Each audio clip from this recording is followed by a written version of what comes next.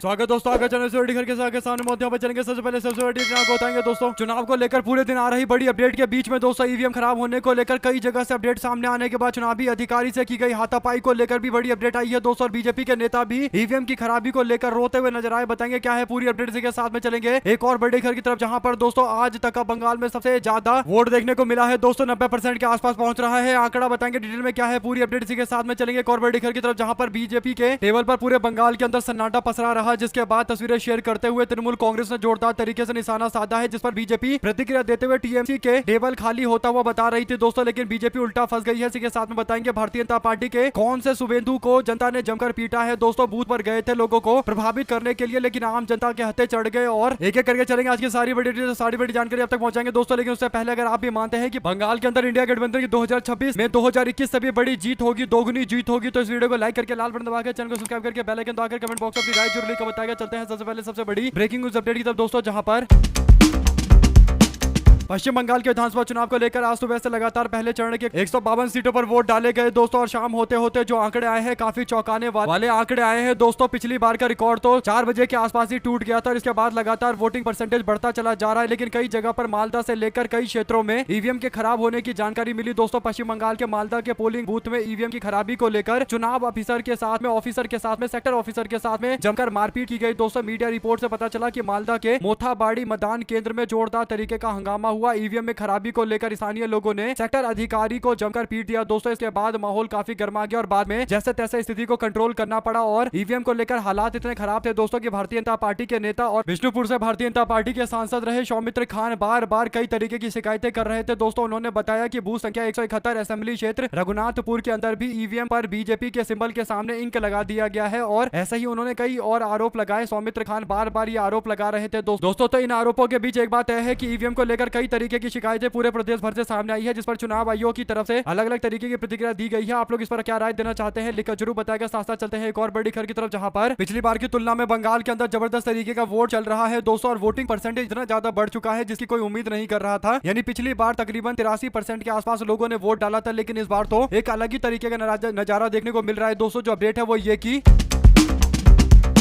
शाम को तकरीबन 6 बजे के आसपास तक आंकड़ा लगभग 90% के आसपास पहुंच चुका है दोस्तों। और अंतिम आंकड़ा आने तक आज तक का सबसे बड़ा रिकॉर्ड बनता हुआ नजर आएगा और 90% का आंकड़ा पार हो सकता है दोस्तों। आपको बता दें कि चुनाव आयोग फाइनल लिस्ट दो तीन दिनों में जारी करेगा दोस्तों। लेकिन लगातार अपडेट ये सामने आ रही है कि बम्पर वोटिंग के भी सारे रिकॉर्ड टूट रहे हैं। क्या इसके पीछे एसआईआर एक बड़ा कारण है दोस्तों? कई सारे सवाल खड़े होते हैं। आप लोग पिछली बार के आंकड़े के हिसाब से ही देखिए कि किस तरीके का माहौल है दोस्तों। पश्चिम बंगाल के अंदर पिछली बार 3 बजे के आसपास 60 से 62% वोट ज्यादातर सीटों पर पड़ा था, लेकिन इस बार आंकड़ा 78% तक पहुंच गया था केवल 3 बजे ही। तो इससे पता चल रहा है कि अगर 12% के आसपास का इजाफा हो रहा है तो चुनाव में कुछ भी हो सकता है। और चुनाव के नतीजे या तो ममता बनर्जी के द्वारा दिए जा रहे लकी भंडार यानी महिलाओं को 1500 रुपए अकाउंट में और युवाओं को जुगो साथी स्कीम के कारण ये बम्पर वोटिंग हो रही है, या फिर ममता बनर्जी के खिलाफ लोगों की नाराजगी है। दोनों में से कोई एक बड़ा कारण है दोस्तों। और पिछले चुनावों में हमने देखा था कि कैसे बिहार के अंदर बम्पर वोटिंग हुई थी और बाद में पता चला कि ये बम्पर वोटिंग महिलाओं ने की है और खासकर उन महिलाओं ने की है जिनके अकाउंट में नीतीश कुमार और बीजेपी की सरकार ने बिहार के अंदर 10-10 हजार रुपए भेजे थे। तो क्या पश्चिम बंगाल के अंदर लकी भंडार यानी महिलाओं को 1500 रुपए जो अकाउंट में भेजे गए हैं ममता बनर्जी के पक्ष में, क्या वही महिलाएं घर से बाहर निकलकर बम्पर वोट डाल रही है? अब ये महिलाओं और पुरुष का जो आंकड़ा आएगा दोस्तों, जिससे पता चलेगा कितने पुरुष ने वोट डाला, कितने महिलाओं ने वोट डाला और महिलाओं ने कितने ज्यादा वोट डाले। इसके आधार पर तय होगा कि लकी भंडार योजना के कारण जनता घर से बाहर ज्यादा निकली है या एसआईआर का इस पर असर पड़ा है। इसी तरीके का माहौल तमिलनाडु के अंदर भी बना हुआ है दोस्तों। लेकिन तमिलनाडु के अंदर एक पार्टी, नई पार्टी थालापति विजय की पार्टी टीवी के आई है, तो वोटिंग परसेंटेज तो बढ़ना ही था। लेकिन पश्चिम बंगाल के अंदर बीजेपी और टीएमसी का मुकाबला जो 2021 में हुआ था उसी तरीके का इस बार भी मुकाबला चल रहा है। लेकिन मतदान प्रतिशत में एक जबरदस्त तरीके का उछाल है दोस्तों। इस उछाल को अलग अलग तरीके से एक्सप्लेन किया जा रहा है। आप तक पूरी अपडेट थोड़ी देर के बाद पहुंचाएंगे दोस्तों, इससे जुड़ी हुई कि आखिर कौन सी सीट पर किस नेता को एडवांटेज यानी फायदा मिल रहा है दोस्तों। इसी के साथ में चलते हैं एक और बड़ी अपडेट की तरफ, जहां पर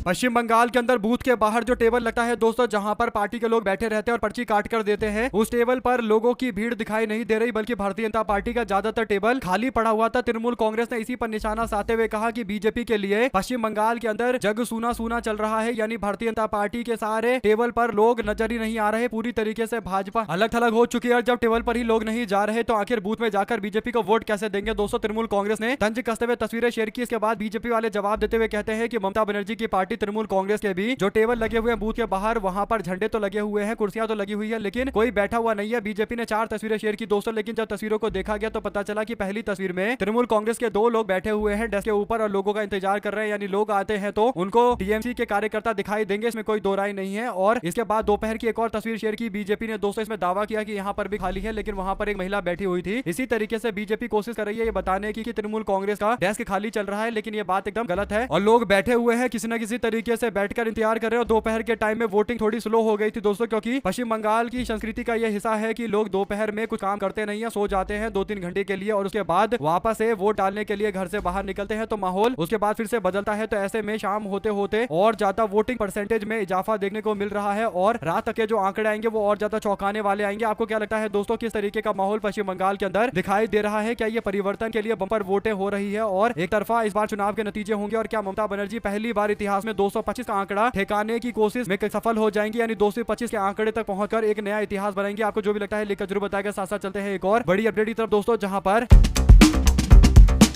अमेरिका के राष्ट्रपति डोनाल्ड ट्रंप एक बार फिर से अपने विवादित बयानों को लेकर चर्चा में आ गए दोस्तों। इस बार उन्होंने अपने सोशल मीडिया मंच ट्रुथ सोशल पर पोस्ट करते हुए तीखा पत्र में भारत, चीन समेत कई देशों को नर्क बताया, हेल बताया और इस तरीके का बयान देकर भारत का अपमान किया ट्रंप ने दोस्तों। जबकि नरेंद्र मोदी ने कुछ दिनों पहले ट्रंप का फोन आने के बाद कहा था कि भारत के लोग आपको काफी पसंद करते हैं, यानी ट्रंप की तारीफ कर रहे थे और भारत के लोग ट्रंप को पसंद करते हैं। इस तरीके से ट्रंप को बोलकर नरेंद्र मोदी ट्रंप का दिल जीतने की कोशिश कर रहे थे दोस्तों। और हाउडी मोदी, नमस्ते ट्रंप जैसे कार्यक्रम पहले भी कर चुके हैं और नरेंद्र मोदी ट्रंप का गुणगान गाते रहते हैं, माय फ्रेंड ट्रंप, इस तरीके की बातें करते हैं दोस्तों। लेकिन ट्रंप सोशल मीडिया पर बोलता है कि भारत और चीन एक नर्क जैसे देश हो चुके हैं और इसके बाद भारत के लोग जो अमेरिका में आकर रह रहे हैं दोस्तों, इमिग्रेंट रह रहे हैं, उनके बारे में बोलते हैं कि हमारी नौकरियां छीनी जा रही है। ऐसे में एक बात तय है कि भारत और चीन को लेकर अमेरिका के राष्ट्रपति ट्रंप की जो मानसिकता है दोस्तों, इस मानसिकता पर बीजेपी के लोग सही से जवाब नहीं देते, बल्कि नरेंद्र मोदी तो एक शब्द नहीं बोलते, जबकि किसी देश का अपमान करने पर तो तुरंत जवाब देना चाहिए। लेकिन नरेंद्र मोदी की चुप्पी से पता चलता है कि अमेरिका के राष्ट्रपति ट्रंप सारी लिमिट पार कर रहे हैं और बीजेपी वाले ट्रंप के खिलाफ बोलने से डरते हैं दोस्तों। और आप लोगों ने देखा था कि भारत और अमेरिका के बीच में जो ट्रेड डील व्यापार समझौता हुआ था, उसमें भारत के खिलाफ फैसला लिया गया, यानी ट्रंप के सामने नरेंद्र मोदी सही से डील भी नहीं कर पाते और ट्रंप के सामने भारत की प्रतिष्ठा पर ठेस पहुंचाने वाले ट्रंप को जवाब भी नहीं दे पाते। और इसीलिए राहुल गांधी नरेंद्र मोदी को कॉम्प्रोमाइज बताते हैं और कांग्रेस पार्टी के युवा कार्यकर्ता एआई समिट में जाकर विरोध कर देते हैं। तो उसके बाद एआई समिट में विरोध करने पर भाजपा वाले चिल्लाने लगते हैं कि कांग्रेस पार्टी ने पूरे दुनिया के अंदर भारत को बदनाम कर दिया है दोस्तों। लेकिन जब ट्रंप ये बयान दे रहा है तो एक बीजेपी के नेता के मुंह से एक शब्द नहीं निकल रहा, यानी एकदम सन्नाटा पसरा हुआ है। अगर आप भी मानते हैं कि ट्रंप के खिलाफ भारतीय जनता पार्टी के पास हिम्मत नहीं है कि वो शब्द बोल पाए, और नरेंद्र मोदी जो दावा करते हैं कि वो दुनिया के सबसे ज्यादा हाई रेटिंग वाले प्राइम मिनिस्टर है, उनको सबसे ज्यादा अप्रूवल रेटिंग मिलती है, सबसे ज्यादा लोग पसंद करते हैं, ऐसा गोदी मीडिया के माध्यम से कार्यक्रम चलाया जाता है दोस्तों। लेकिन वास्तविकता यह है कि नरेंद्र मोदी एक बार भी ट्रंप के भारत विरोधी बयान पर टिप्पणी नहीं कर पा रहे, यानी चाइना को लाल आंख दिखाना तो दूर की बात दोस्तों, अमेरिका को भी नहीं बोल पा रहे नरेंद्र मोदी। आप लोग अपनी राय जरूर लेकर बताएगा। साथ साथ